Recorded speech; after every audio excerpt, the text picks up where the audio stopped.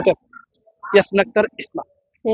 এবার আপনি মাইজবান্ডিরা আহমদিয়া এমদাদে দাখিল মাদ্রাসা জি। থেকে জিপিএ 5 পেয়ে অত্র প্রতিষ্ঠানের গৌরব অর্জন করেছেন এবং আপনি কিভাবে এই জিপিএ 5 অর্জন করেছেন, শিক্ষার্থীদের অবদান, শিক্ষকদের অবদান কতটুকু পর্যন্ত আপনাদের ভূমিকা রেখেছে? আমাদের শিক্ষকদের অবদান ছিল অনেক বেশি। আমাদের শিক্ষকদের কষ্ট পুরো গামীতলাবাসী দেখেছে। ওনারা হোম ভিজিট করতো। মানে প্রতিটা স্টুডেন্টের খবর ওনারা রাখতো। প্রতিটা পরীক্ষার্থীদের খবর ওনারা রাখতো। ওনারা ঝড় দেখে নাই, বৃষ্টি দেখে নাই, শীত দেখে নাই, হোম ভিজিট করেছে। প্রত্যেকটা স্টুডেন্টকে ওনারা অবজার্ভ করতো যে কার কি অবস্থা, কার কোথায় সমস্যা সেটা দেখতো। সত্যি বলতে আমাদের টিচারদের অবদান আমরা কখনো ভুলতে পারবো না। ওনার প্রত্যেকটা স্টুডেন্টদেরকে উৎসাহ দিত যে পড়ালেখা করার জন্য। প্রতিটা উইক স্টুডেন্টদেরকে আরো উৎসাহ দিত সামনের দিকে এগিয়ে যাওয়ার জন্য। এখনো মানে মাদ্রাসা থেকে বিদায় হওয়া পর্যন্ত, বিদায় হওয়া থেকে শুরু করে মানে প্রত্যেকটা স্টেপে ওনারা আমাদের অনেক ভূমিকা পালন করেছে। ওনাদের অবদান ভূমিকা আমরা কখনো ভুলতে পারবো না। ওনাদের পাঠদান মানে একদম শৈল্পিক। বিশেষ করে আসসালামু আলাইকুম ওয়া রাহমাতুল্লাহি ওয়া বারাকাতুহু। আমার নাম হচ্ছে ইয়াসমিন আক্তার ইসলাম। আমি মাইসবান রাহমাদিয়া দাদা দাখিল মাদ্রাসার 2025 সালে পরীক্ষার্থী। আলহামদুলিল্লাহ আমার রেজাল্ট হচ্ছে জিপিএ 5। এটার পিছনে অবদান হচ্ছে আমার টিচারদের। ওনারা অনেক কষ্ট করেছে এই জিপিএ 5 এর জন্য। প্রত্যেকটা স্টুডেন্টদেরকে ওনারা পরামর্শ দিত, উৎসাহ করতো, সাপোর্ট করতো। যার কারণে আমাদের মাদ্রাসার রেজাল্ট আলহামদুলিল্লাহ অনেক অনেক ভালো হয় আরকি। এরকম আমরা দেখেছি মাদ্রাসার স্টুডেন্ট অফ দ্য ইয়ার হয়েছিল, সেখানেও আপনি নির্বাচিত হয়েছেন। জি। সে সম্পর্কে সেটা আপনাদের আরো কতটুকু পর্যন্ত অনুপ্রেরণা জুগিয়েছে? এটা আমাকে অনেক বেশি অনুপ্রেরণা জুগিয়েছে সামনের দিকে এগিয়ে যাওয়ার জন্য। এই স্টুডেন্ট অফ দ্য ইয়ার এই রেজাল্ট আমাকে সামনের দিকে এগিয়ে যাওয়ার জন্য অনেক বেশি উৎসাহিত করেছে। অনেক ধন্যবাদ জানাচ্ছি আমার টিচারদেরকে। এবং সে সুবাদে শিক্ষকদের হ্যাঁ, পাঠদানের ক্ষেত্রে ক্লাসের যে তদারকিটা ছিল বা ক্লাসের যে পাঠদান ছিল, সেই সুবাদে ক্লাসের শিক্ষকদের কতটুকু পর্যন্ত অবদান ছিল? অনেক বেশি অবদান ছিল।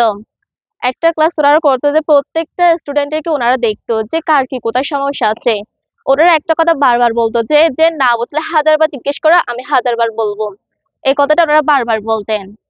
মানে যার কারণে স্টুডেন্টরা অনেক না বুঝে মানে অনেক কিছু না বুঝে জিজ্ঞেস করতো, অনেক বেশি এগিয়ে যেত এই কারণে।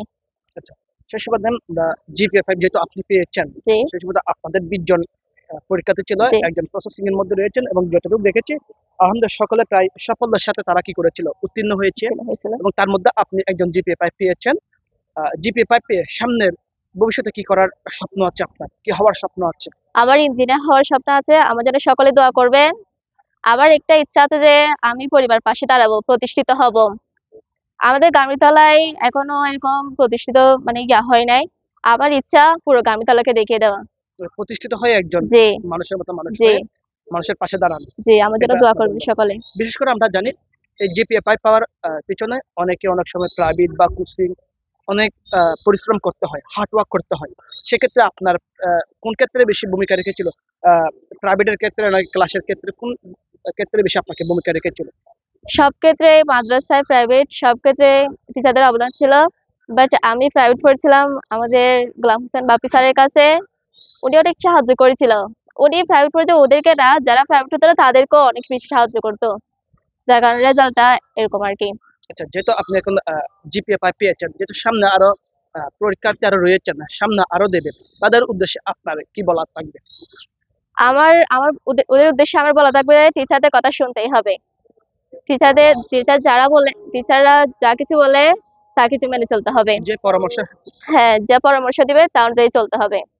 সর্বোপরি শিক্ষকদের বা প্রতিষ্ঠানের প্রতি কি বলার আছে আপনার? সর্বপ্রথম আমার মুর্শিদকে অনেক অনেক ধন্যবাদ জানাচ্ছি এই গামিতলাবাসীকে এবং আমাদেরকে এরকম একটা মাদ্রাসা উপহার দেওয়ার জন্য। আমরা আমাদের মাদ্রাসা এবং টিচারদেরকে নিয়ে অনেক প্রাউড ফিল করি। মানে কোনো প্রতিষ্ঠানে এরকম টিচার মানে পাওয়া যাবে না। যদি একদিন মাদ্রাসায় না আসি তাহলে ওনারা কল করতো যে কি কি সমস্যা, মানে কেন আসে নাই, কি অসুস্থ, যদি অসুস্থ হয় তাহলে ওনাকে দেখতে যেত। ঠিক আছে, ধন্যবাদ। আপনার জন্য সামনে শুভকামনা রইল। জি।